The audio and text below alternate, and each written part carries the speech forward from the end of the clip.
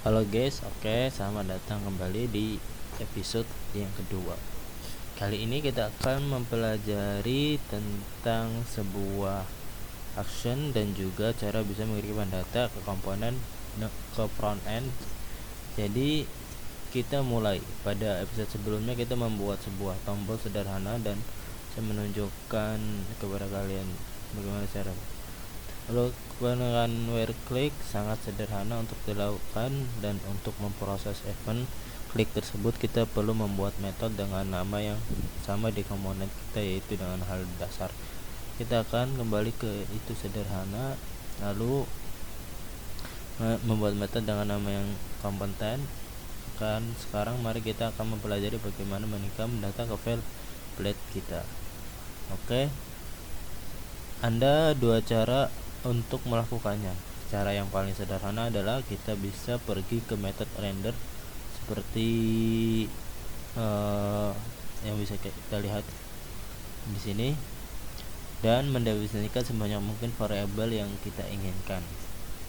Dengan cara kalian melakukannya di controller, misalnya saya bisa mengatakan title lalu mendefinisikan sebuah string sederhana, dan untuk mengirimkan file ke blade-nya saya akan mengirimkan ke fungsi view sebagai argumen kedua. Jadi saya bisa membuat array di sini dan kemudian misalnya mengatakan title dan mengirimkan seperti ini.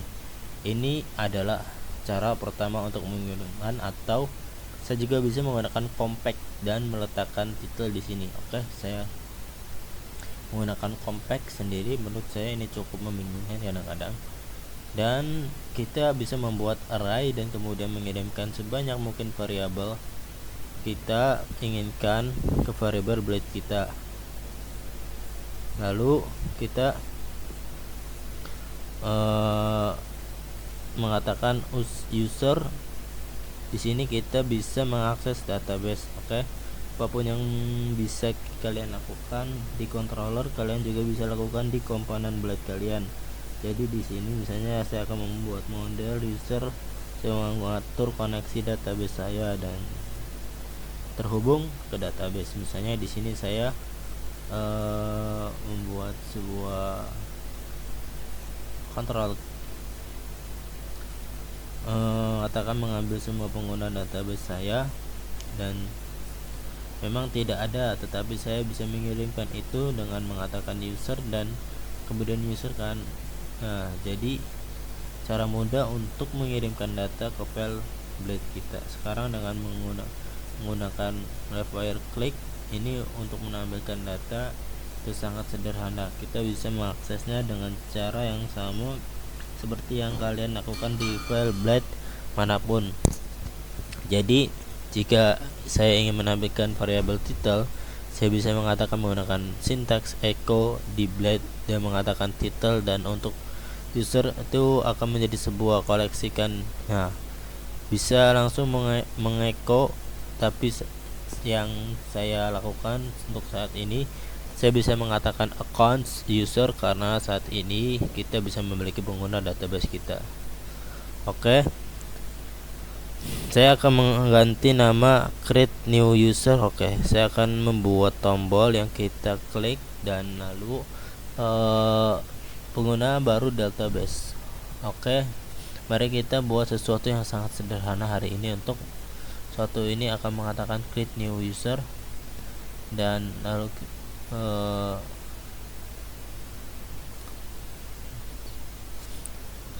jadi di sini database menggunakan session. Saya juga bisa melakukannya dengan sesuka saya. Jadi misalkan ya, kita mendapatkan ini, saya akan mengambil model user kita dan memanggil metode create padanya, dan kemudian untuk data minimal menggunakan email test.com sesuatu email, kemudian kirimkan data acak untuk saat ini. Kemudian saya akan mengakses, dan berjalan waktu kita akan lebih banyak tentang. Oke, sekarang kita dasar dan membuat tombol itu akan membuat pengguna baru. Jika mari kita coba, saya akan datang ke sini, saya akan memuat ulang halaman, dan ya berubah, benar-benar berubah. Jadi apa yang terjadi adalah ketika saya mengklik tombol ini mengirimkan file ajak, latar belakang ajak. create user kan. Jadi saya akan menghapusnya untuk mungkin saya mengganti menjadi test user nomor 2. Jadi kita tidak mendapatkan error dan tidak benar-benar melihat. Oke. Dan jika kita benar-benar melihat apa yang kita kirimkan Livewire, pada dasarnya seperti Livewire call create new user dan Livewire mengirimkan permintaan ke server kita memberi tahu, hai, saya ingin mengeksekusi create new user, dan sebagian respon jika melihat HTML untuk halaman kita. Dan kalian bisa melihat ini adalah nomor 2 yang kita jadikan jumlah pengguna database yang kita berubahkan. Dan kemudian di sini kita akan